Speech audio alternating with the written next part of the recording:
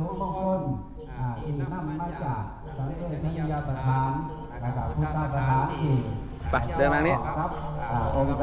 มเด็จพระสัมมาสัมพุทธเจ้าของเราเป็นสถานที่ประสูติตรัสรู้แสดงประสงค์เดชนา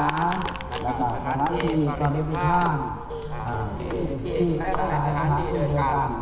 ที่แม่นาเนรัญชราตรงที่อธิษฐานไหว้พระ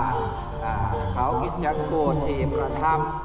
ปรีกวิเวกส่วนพระองค์ถึงมีพระคันธกุฎีอยู่บนเขากิจจักกูฏนี่ก็เป็นที่นี้ไม่ได้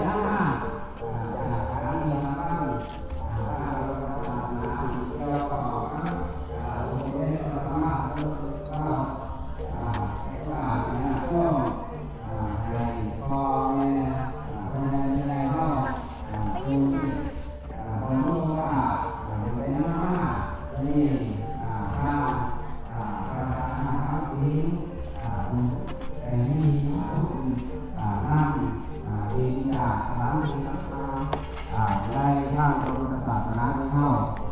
มาเปิดโอกาสให้คุณพ่อคุณแม่เข้ามาร่วมเป็นเจ้าภาพนักการเอาไปไหนมูลค่าฟังพุทธลีลาก็ขอเจริญพรญาติโยมได้ขึ้นมาด้านบนนี่แหละเพื่อจะได้ประกอบพิธีหรือท่านใดที่มีของมงคลอยากจะดันล่มฐานล่มด้านล่างตรงที่เจ้าบ้านศิลาเลยขอเจริญพรหรือญาติโยมถูกครับถูกครับผมหรือญาติโยมอยากจะร่วม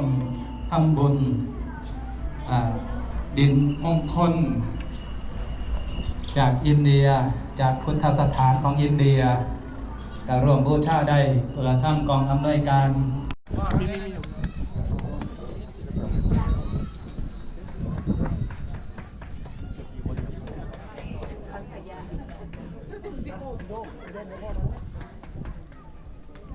ช่วงนี้พระเดชพระคุณก็กำลัง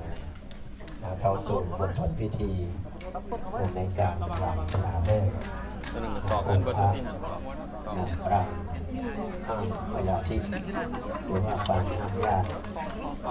โยมก็ห้ามไว้ไม่ให้มีลมมีฝนทุกคนยังพูดสาธุยังไม่ละว่าสัญญาณได้ยัง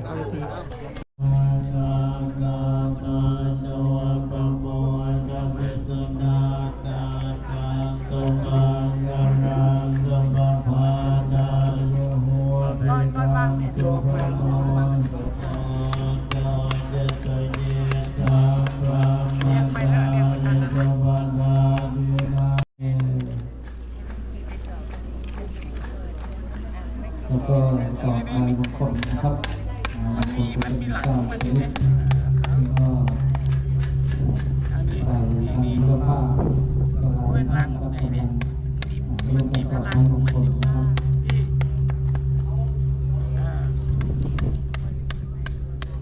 ซึ่งการเป็นการกับบางคนก็เป็นบางศิลาฤกษ์นะครับในการสร้างพระพุทธรูปสร้างพุทธลีลาสูง5 เมตรนะครับแล้วก็มีการห้ามพยาธิการพุทธการพุทธห้ามญาติห้ามพยาธินะครับก็จะเป็นสององค์นะครับที่จะสร้างที่นี้ไม้สุดท้ายซึ่งเจ้าภาพเมื่อเราบอกเอาไว้ไม่ไรเอาเป็นคนดอกไม้มงคลนะครับเมื่อตอบเสร็จแล้วก็จะได้ดื่ม